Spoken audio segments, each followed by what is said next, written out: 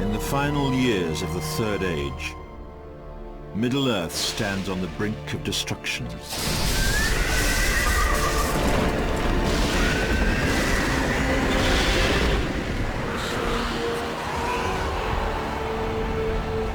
The Free Peoples are under threat from Sauron, the Lord of the Rings, who prepares his vast armies for war.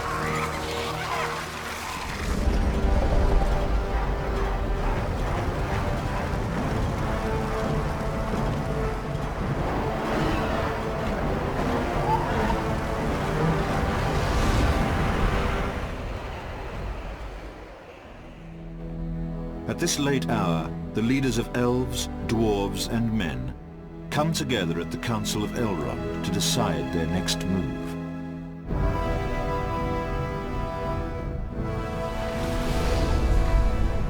After the Fellowship is assembled and heads south to destroy the source of Sauron's power, the remaining leaders prepare for the Dark Lord's assault upon the northern lands.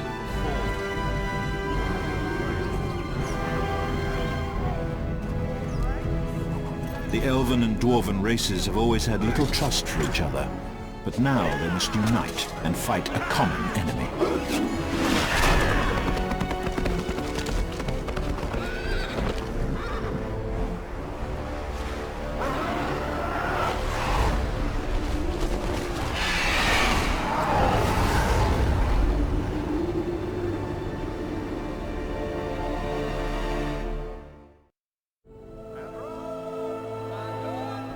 Rivendell is a hidden refuge and stronghold for the elves.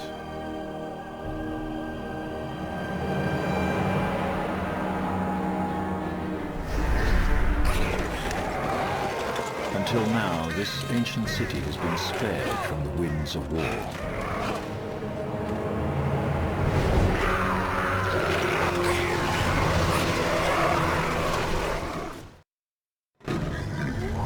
Under siege from the goblins of the Misty Mountains, Rivendell is no longer safe for the elves.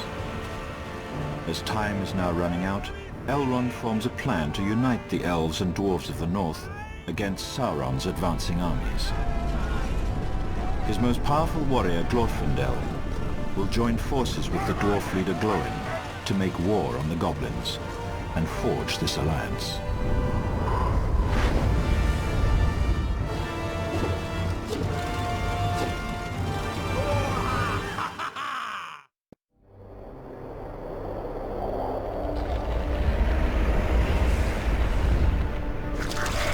The goblins have overtaken High Pass Road, blocking the vital connection between east and west. Here, Glorfindel and Glóin now face their first challenge as they battle to retake the pass.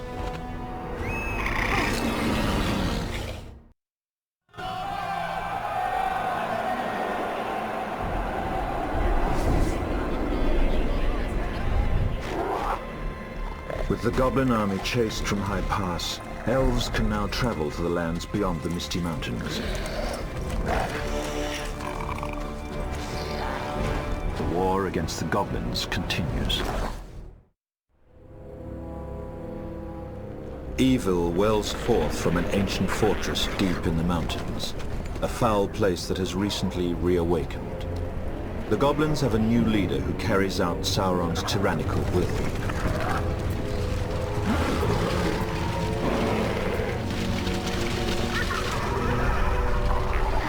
Once this sinister overlord is vanquished, the goblins will be scattered and confused, loosening Sauron's grip on this region.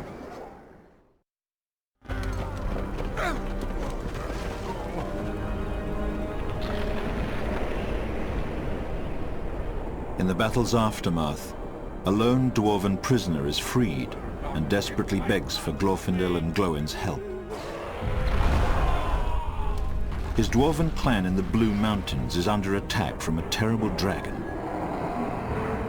It is rumored that the dragon served Sauron in exchange for one of the dwarven rings of power stolen from the dwarves long ago.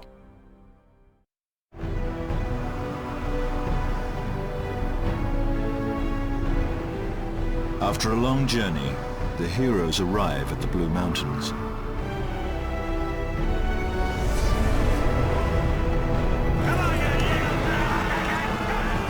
They find an army of dwarves preparing for battle outside the entrance of a cave. The evil dragon has forced them from their home beneath the mountains, claiming their underground domain as his new lair.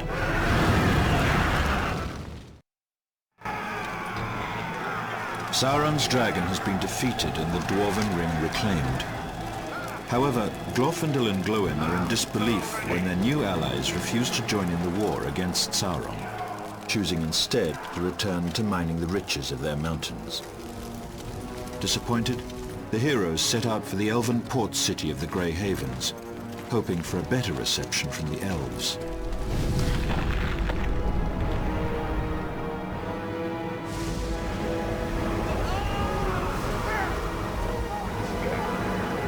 But as they draw near the city, it is clear that all is not well there.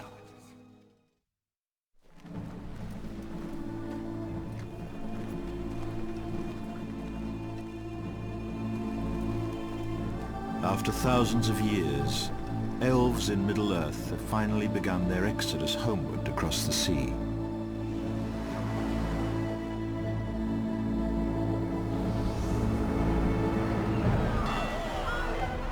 The port city of Mithlond, known as the Grey Havens, is where they converge to set forth westward. But now even this remote city is not safe from Sauron. The corsairs of Umbar from the south have choked off their naval passage westward and threatened to overrun the ancient port.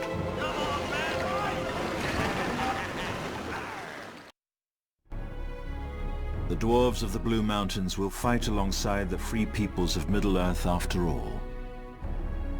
As this new alliance is celebrated, Arwen Evenstar arrives with the help of the Eagles.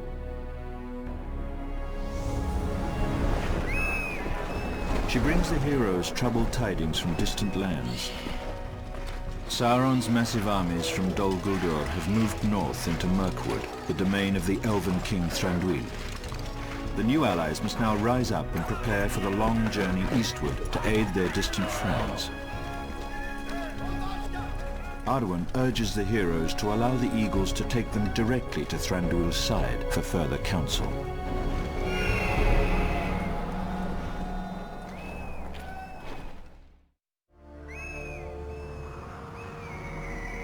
While the heroes wing their way east, Sauron's armies march north from Dol Guldur and arrive at a human settlement on the river Celduin.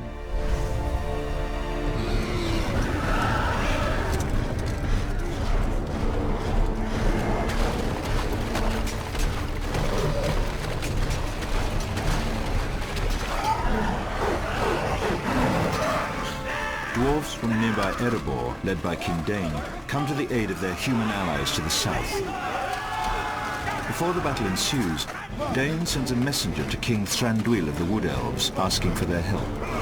The dwarves must fight a desperate battle while they await reinforcements from the elves.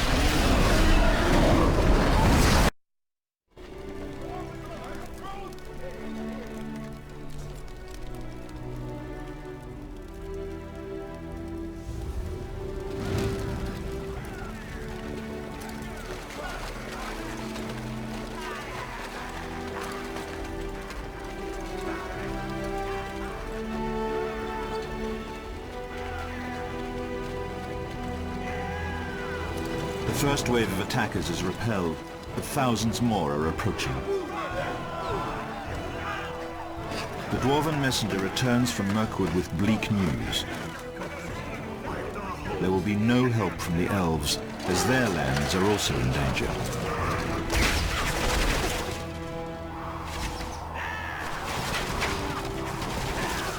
King Dain must fall back to the city of Dale and make his stand there. The fate of Middle-earth hangs by a thread. The host from Dol Guldur marches relentlessly north towards Dale and Erebor. Sauron's armies lay siege to Minas Tirith in the south. Frodo makes his way into Mordor. Glorfindel and Glóin arrive at Mirkwood to meet with King Thranduil of the Wood Elves to further the alliance between elf and dwarf.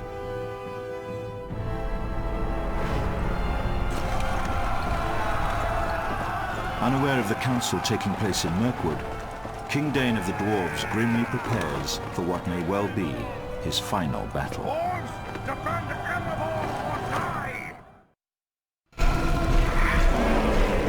The arrival of the elves from Mirkwood assures a victory for the Free Peoples. The siege of Erebor is broken. The shadow is lifting from Middle-earth. There is but one task left. Lay bare the pits of Dol Guldur and drive the forces of darkness out of the northern lands.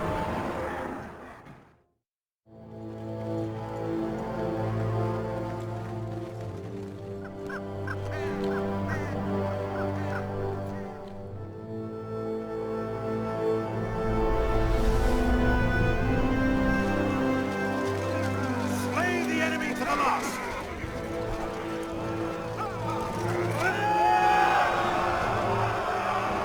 The combined armies of elf and dwarf prepare to assault the evil fortress of Dol Guldur.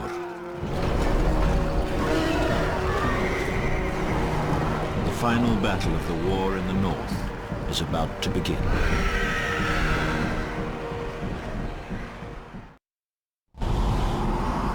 With Sauron's forces defeated, Galadriel at last throws down the walls of Dol Guldur.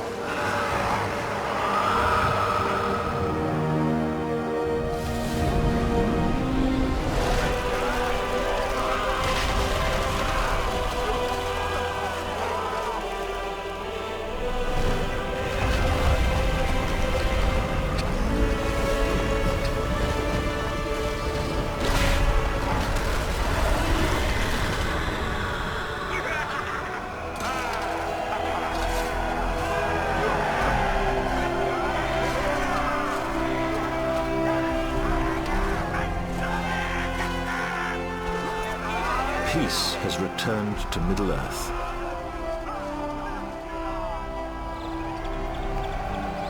The War of the Ring is over.